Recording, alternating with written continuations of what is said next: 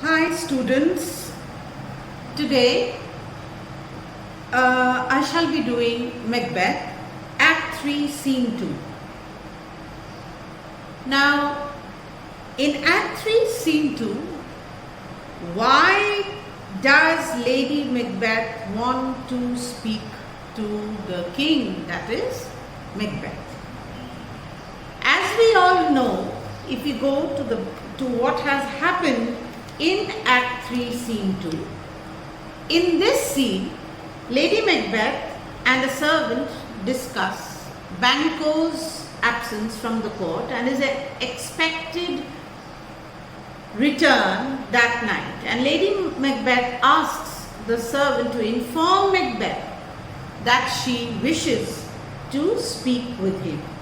And once they are alone, Lady Macbeth expresses her dissatisfaction with the current state, urging Macbeth to move on from the past. Now, this scene, Act 3 Scene 2, is very important because this scene shows the growing tension between Macbeth and Lady Macbeth, as well as Macbeth's increasing paranoia, because he needs to secure his position as a king. Whom does he fear? He fears Banquo for his noble nature. Now, Lady Macbeth's dissatisfaction highlights the emptiness of what they have done. And Macbeth, on the other hand, is very anxious and he wants to kill, he's rather planned to kill Banquo and Fleance. Lady Macbeth urges Macbeth to hide his true feelings and appear jovial in front of the guests, illustrating the theme of appearance versus reality, which runs throughout the play. Now, why is this scene very important? Because Macbeth here starts to act independently and he starts keeping secrets from his wife. And there is a growing distance between Macbeth as well as Lady Macbeth. And you can say that it is a consequence of their immoral actions, and that is why their relationship disintegrates. Now, coming back to the question that why does Lady Macbeth in Act 3 Scene 2 wants to speak to the king in the very beginning of the scene? Why does she want to speak to the king, that is Macbeth? Now, Lady Macbeth sends for a servant to ask if Banquo has left the court, and when the servant confirms that Banquo has left, Lady Macbeth asks for an audience with the king. The servant agrees to deliver the message and he exits the scene. Now, Lady Macbeth's decision to send for the servant and inquire about Banquo's whereabouts shows her continued involvement in her husband's plan and to maintain that power. She's still holding on. Even though she is unwell, her descent to madness has already begun. And yet, she is trying to hold the power, and Banquo is a threat to Macbeth's reign because the witches have already prophesied that Banquo's descendants would become the kings. Macbeth is afraid that Banquo's ambition will lead him attempt to take the throne, and thereby he seeks to murder him and his son.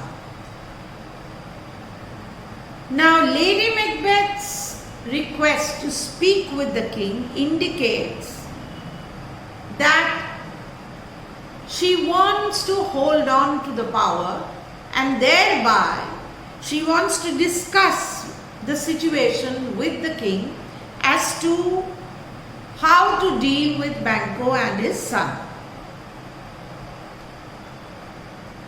Macbeth is now capable of taking things in his hand, and he starts acting alone.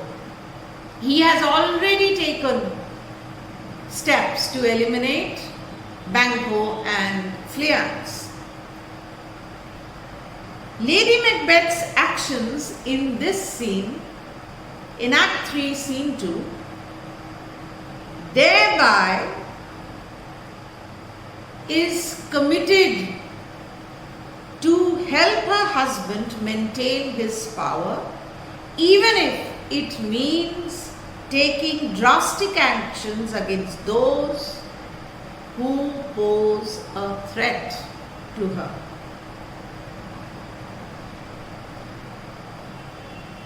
Macbeth, when he's alone, he's in deep thought, and he also has regret about his past actions. Now, going forward in the same scene, why does Macbeth say that full of scorpions in his mind? He says that his mind is full of scorpions. So why does he say that?